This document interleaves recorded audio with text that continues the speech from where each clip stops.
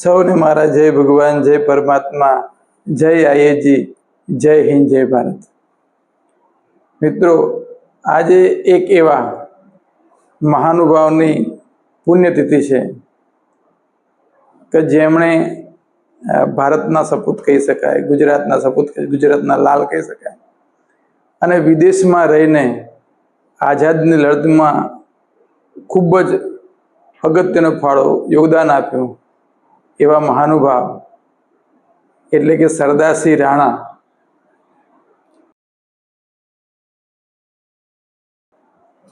એમની આજે પુણ્યતિથિ છે.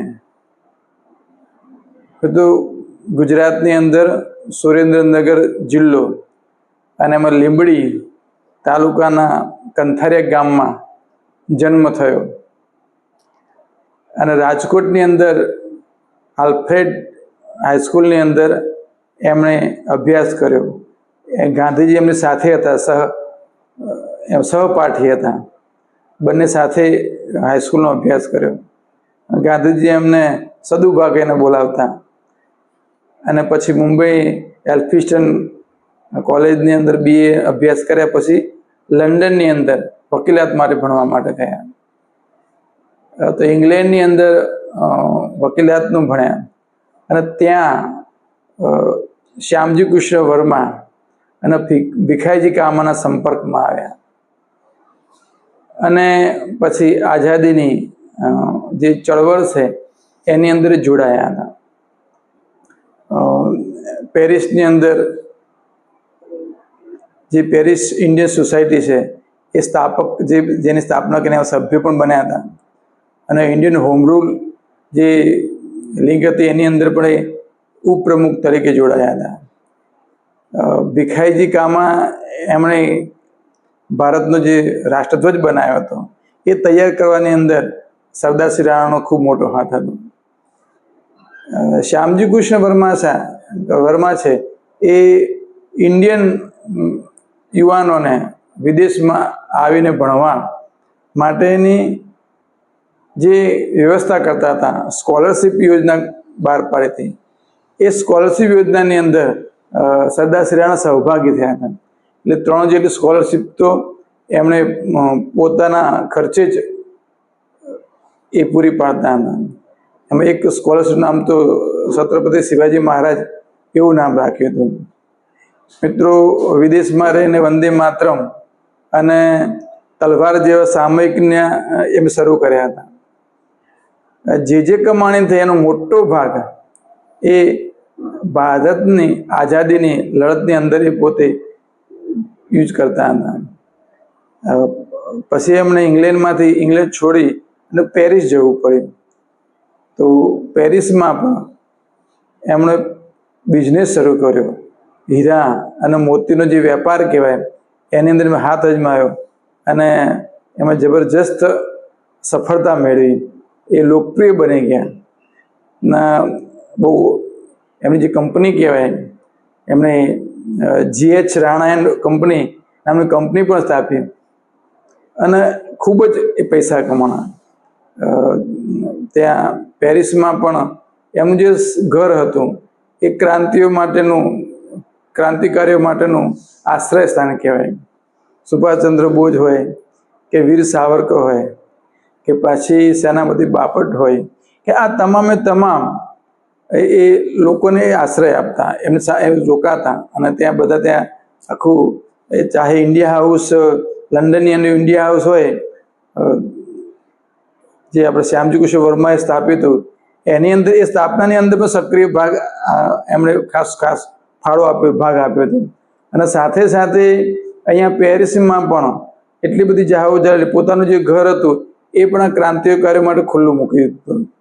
જ્યાં જ્યાં જરૂર પડી, વીર સાવરકરની જ્યાં ધરપકડ થઈ તો ભીખાઈજી કામા સાથે એમણે સખત આપણા દેશમાં રહીને સખત એનો વિરોધ કર્યો હતો.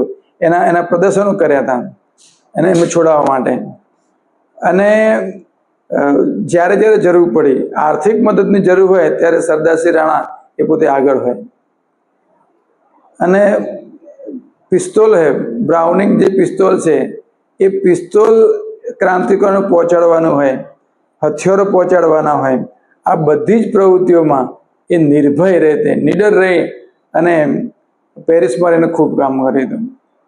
મિત્રો, પ્રથમ વિશ્વયુદ્ધ શરૂ થયું ત્યારે અંગ્રેજોને એવું લાગ્યું કે આ વ્યક્તિ છે એ મારા વિરુદ્ધમાં છે, કે બ્રિટિશ સલ્તનત વિરુદ્ધમાં કામ કરી રહ્યા છે. એટલે એમણે ફ્રેન્ચ સરકાર ઉપર દબાણ કર્યું. કેમ કે સરદારશ્રી રાણા જે બીજા પત્ની હતા, એ પ્રથમ પત્ની હતા એ સોનબાગ કરીને એમનું નામ હતું, ત્યારે બીજા પત્ની હતા એ જર્મન મૂળના હતા. એટલે અંગ્રેજોને એવું લાગ્યું કે આ જર્મનની સાથે મળી અને કંઈક કાવડતા તો નહીં ગણતા હોય, એટલે ફ્રેન્ચ સરકાર ઉપર એમણે દબાણ આપ્યું. ગમે તે કરીને તમે આ વ્યક્તિ છે સરદારશ્રી રાણા, એની તમે ધરપકડ કરો. તો ફ્રેન્ચ સરકારે પછી એ સમયે કેરેબિયન ટાપુની અંદર માર્વેલિક એવું નામ છે, એ ટાપુમાં એમને દેશ નિકાલ કરવામાં આવ્યો. એમનો જે ધંધો હતો, બિઝનેસ હતો, એ ફ્રેન્ચ સરકારે છે એ જપ્ત કરી લીધો અને એમનો માર્વેલિક નામના ટાપુની ઉપર નજરકેદ કરવામાં આવ્યા. એમની પત્ની જે ત્યાં જર્મન મૂળના હતા, એમના દીકરા દીકરીને બધાને ત્યાં નજરકેદ કરવામાં આવ્યા. જ્યાં સુધી યુદ્ધ પૂરું ના થયું ત્યાં સુધી એમને ત્યાં રાખવામાં આવ્યા. યુદ્ધ પૂરું થઈ ગયું પછી એમને પાછા ફરીથી પેરિસ જવા મળ્યું, ફરીથી પણ વ્યવસાય શરૂ થઈ ગયો અને એ પછી તો આપણો દેશ આઝાદ થઈ ગયો. તો આઝાદી પછી એ પોતે ભારત પરત ફરે છે. ત્યાં એમને 2 દીકરા હોય છે, 2 સંતાન હોય છે. એ સંતાનના પણ ત્યાં અવસાન થઈ જાય છે. એમના પત્ની પણ ત્યાં અવસાન પામે છે. પછી ભારત પરત ભારતની અંદર ભવ્ય સ્વાગત કરવામાં આવ્યું કે રોકટોક વગર, પોતે ચિંતા કર્યા વિના નિડરપણે આર્થિક મદદ હતો આર્થિક કરવાની, હથિયારોની મદદ કરવાની તો હથિયારની મદદ કરવાની, કોઈ પણ રીતે ભારતની આઝાદી માટે જબરજસ્ત એમણે મદદ કરી હતી. તમામ લોકો જે મહાનુભાવ ત્યાં વિદેશમાં આવ્યા એ બધાને, એ ચાહે લંડનમાં હોય કે ચાહે પેરિસમાં હોય, બધાને પોતાના ઘરે રાખી અને ત્યાં જ મંત્રણાઓ થાય, ત્યાં યોજનાઓ ઘડાય અને ત્યાં જ બધી જે કાર્યવાહી થાય એ એમના ત્યાંથી કરવામાં આવતી હતી. તો આવા નિડર બાહોશ એવા સરદારશ્રી રાણા પછી ભારતની આઝાદી પછી અહીં આપણે ભારત પરત ફરે છે.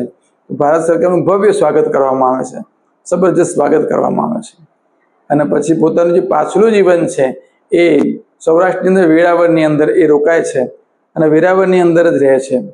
અને આજની તારીખ એટલે કે 25 મે અને 1957ની અંદર એ આ દુનિયા છોડીને ભગવાનના ધામમાં જાય છે. મિત્રો, કોઈ મહાનુભાવ છે એ સક્રિય રીતે આઝાદીની અંદર ભારતની આઝાદી માટે પ્રયત્નો કર્યા હતા, તો કોઈ મહાનુભાવ છે પોતે વિદેશમાં રહી આ રીતે આર્થિક મદદ કરી, યોગદાન આપી અને ભારત દેશની આઝાદી માટે પ્રયત્ન કરતા હતા. એમાં આપણા સરદારશ્રી રાણા છે, એમનું જે છે યોગદાન છે, એમનું જે ફાળો છે ને એ ભૂલાય એવું નથી. એમણે ચાહે વીર સાવરકર હોય કે સુભાષચંદ્ર બોઝ હોય કે શ્યામજી કૃષ્ણ વર્મા હોય, તમામ ભીખાઈજી કામા હોય કે તમામ જે આપણા જે આઝાદીની ચળવળના જે મહાનુભાવો હતા, જે આઝાદીની ચળવળમાં જે આઝાદીના ઘડવૈયાઓ હતા, બધાને ખૂબ જ સપોર્ટ કર્યો હતો, ખૂબ યોગદાન આપ્યું હતું. તો એવા સરદારશ્રી રાણાને આજે SR રાણા કહેવાય. SR રાણાની આજે પુણ્યતિથિ છે 25 મે, એમનું આજે પુણ્યતિથિ છે. તો તેમને સતત વંદન કરીએ અને એમના કાર્યને બિરદાવીએ. જય હિન્દ, જય ભારત.